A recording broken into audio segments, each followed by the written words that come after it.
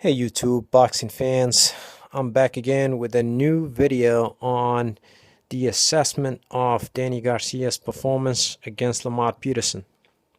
So I went back and watched the fight one more time just so I can score it round by round and to be absolutely sure about who won the fight.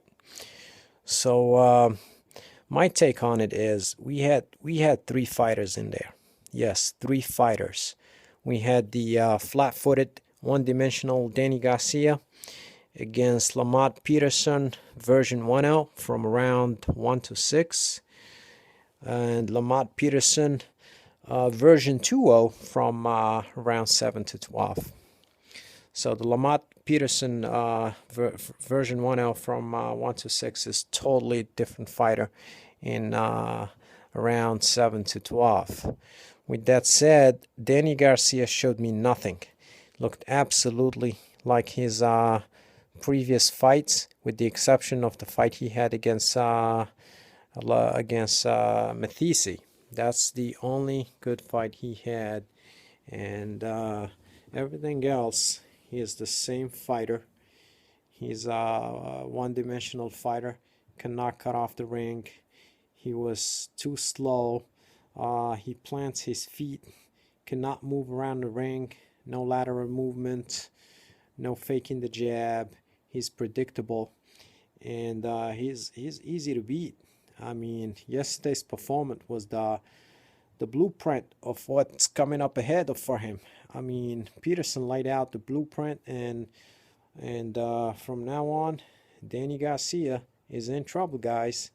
I mean, he can't be fighting the way he did. And last few fights, he struggled to make the adjustment, and he showed signs of fatigue from around 8 to 12. He's got to fix that. Lamont was landing at will. He was bullying him, pushing him to the corner, and landing some hellacious punches on him. And he looked like he's ready to give up. If Lamont had some power, I mean, he would have dropped him.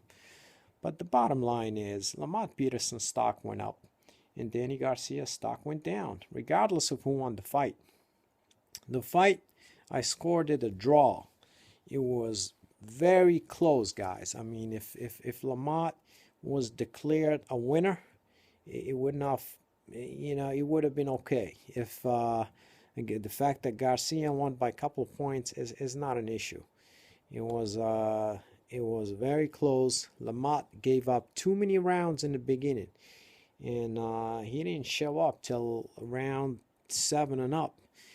And he was boxing, moving, making him miss, and frustrating him, making him look bad, and all that. But he wasn't landing enough to win the rounds. So had he started sooner, like maybe round 4 instead of round 8, he would have won the game. He would have won the fight. But the bottom line is, what's coming up? What moving forward? What happens? Well, what happens is, Danny Garcia, you're not gonna fight Rod Salka anymore. I mean, what's coming up for you is a bloodbath.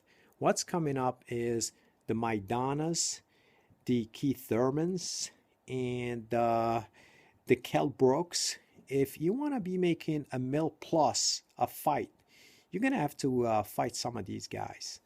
So fun time is over, buddy. I mean, even Adrian Broner would give Garcia a hard time right now. And I would pick Adrian Broner to beat Garcia. This is Garcia is not making any changes. He looks exactly the same as he did against